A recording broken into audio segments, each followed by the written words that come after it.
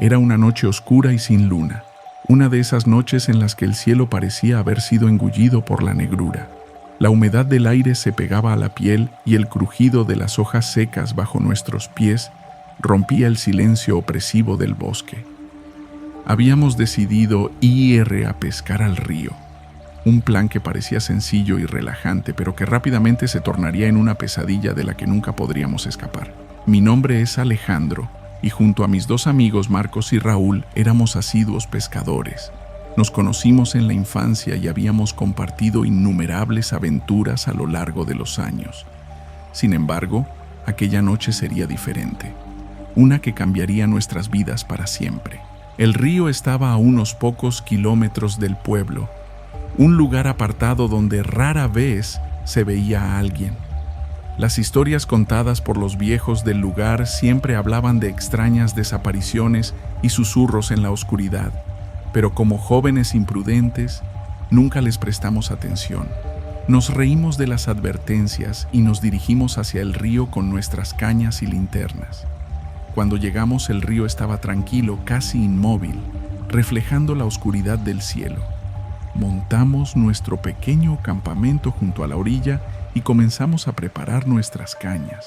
Marcos, siempre el bromista, no paraba de contar chistes para aliviar la tensión que, sin saberlo, comenzaba a crecer en el ambiente. ¿Han escuchado la historia de la sirena del río?, preguntó, con una sonrisa maliciosa. Vamos, Marcos, no empieces con tus cuentos, le respondió Raúl, tratando de encender una fogata con un encendedor que parecía haber perdido la batalla contra la humedad. Dicen que por aquí ronda una criatura que atrae a los hombres con su canto, solo para llevarlos a las profundidades y devorarlos, continuó Marcos, ignorando a Raúl. Sí, claro, y también hay un kraken en el lago, dije riendo. Pocos sabíamos que esas palabras regresarían para atormentarnos. La noche avanzaba y el río seguía en un inquietante silencio. No había siquiera el croar de las ranas o el zumbido de los insectos. Era como si todo el entorno se hubiese congelado en un momento eterno de calma antes de la tormenta. Finalmente lanzamos nuestras líneas al agua y nos sentamos a esperar. Pasaron las horas y de repente Raúl sintió un tirón fuerte en su caña. Se levantó emocionado, pero lo que había en el otro extremo no era un pez común.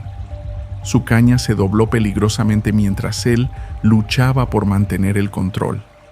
¡Ayúdenme!, gritó, con el rostro pálido por el esfuerzo y el miedo. Marcos y yo corrimos a su lado, agarrando la caña para ayudarlo a tirar. La fuerza del tirón era increíble, como si algo gigante y poderoso estuviera al otro lado. De repente, el agua comenzó a burbujear y una figura oscura emergió de las profundidades. Era una criatura indescriptible, una amalgama de pesadillas con ojos que brillaban en la oscuridad como dos brasas ardientes. Su cuerpo era escamoso y sus garras parecían cuchillas.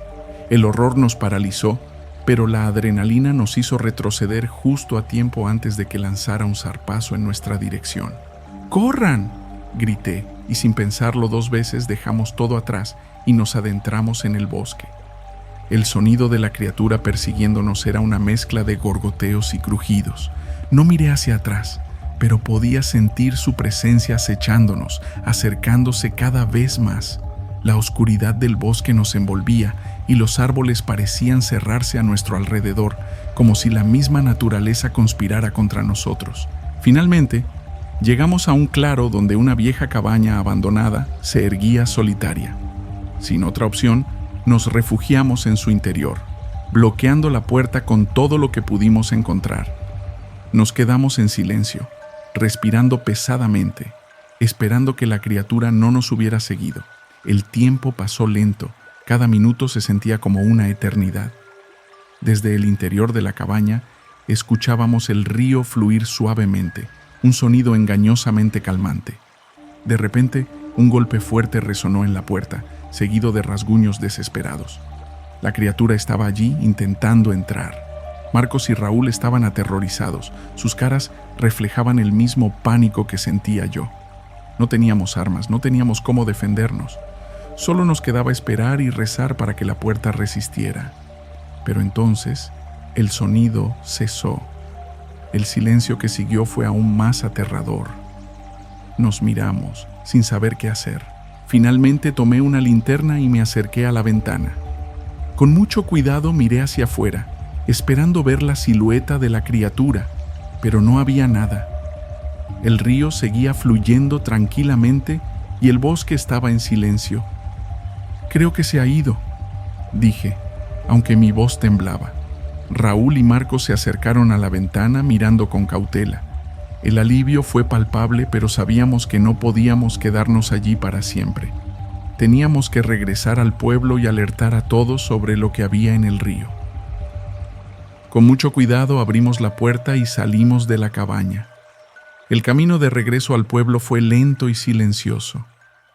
El miedo aún nos acechaba, pero la urgencia de salir de aquel lugar era mayor. Cuando finalmente vimos las luces del pueblo a lo lejos, un sentimiento de alivio nos invadió. Llegamos a la plaza central, donde algunos vecinos aún estaban despiertos. Les contamos lo sucedido, pero pocos nos creyeron. Sin embargo, al ver nuestras caras pálidas y escuchar la desesperación en nuestras voces, algunos comenzaron a preocuparse. Desde aquella noche, nunca volvimos al río. La historia de la criatura se propagó y aunque muchos la tomaron como una simple leyenda, nosotros sabíamos la verdad. A veces, en mis noches de insomnio, puedo escuchar el eco de sus garras rasgando la puerta y el gorgoteo de su aliento en mis pesadillas. Y aunque el tiempo ha pasado, el miedo permanece. Nunca volveré a ver el río de la misma manera. El retorno al pueblo no fue el final de nuestra pesadilla, sino apenas el comienzo. Después de aquella noche, algo cambió en nosotros. Marcos, Raúl y yo evitábamos hablar del incidente, pero la tensión y el miedo eran evidentes. Nuestros sueños estaban poblados por la imagen de aquella criatura, y el sonido del río parecía seguirnos a donde fuéramos. Una semana después, comenzaron a ocurrir cosas extrañas en el pueblo. La primera señal fue la desaparición de un joven pescador. Su madre, desconsolada, aseguraba que su hijo nunca había dejado de volver a casa después de pescar. Los vecinos organizaron una búsqueda, pero solo encontraron su caña rota en la orilla del río. Los rumores empezaron a esparcirse rápidamente. Los más viejos recordaban historias antiguas de una criatura que vivía en las profundidades del río, una entidad maligna que se alimentaba del miedo y la desesperación.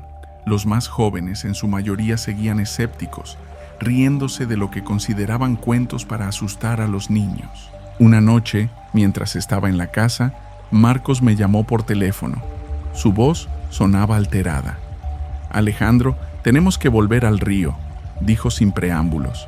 «¿Estás loco?», respondí, sintiendo el pánico al recordar nuestra última visita. «No, escúchame. Desde esa noche no he podido dormir bien. He investigado sobre la criatura. Hay historias en viejos libros del pueblo, relatos de una entidad que vive en el río desde tiempos inmemoriales. Creo que necesitamos enfrentarnos a ella, o nunca encontraremos paz». Raúl estaba de acuerdo. Aunque el miedo seguía presente, una parte de nosotros sabía que Marcos tenía razón. Si no hacíamos algo, la criatura seguiría cazando, y más personas desaparecerían. Nos preparamos con más cuidado esta vez. Llevamos linternas más potentes, machetes, y Raúl trajo una escopeta antigua que perteneció a su abuelo. Nos encontramos en la entrada del bosque y comenzamos nuestro camino hacia el río con el corazón latiendo con fuerza. El bosque parecía más oscuro y amenazante que antes. Cada crujido de las ramas y cada sombra que se movía entre los árboles hacía que diéramos un respingo.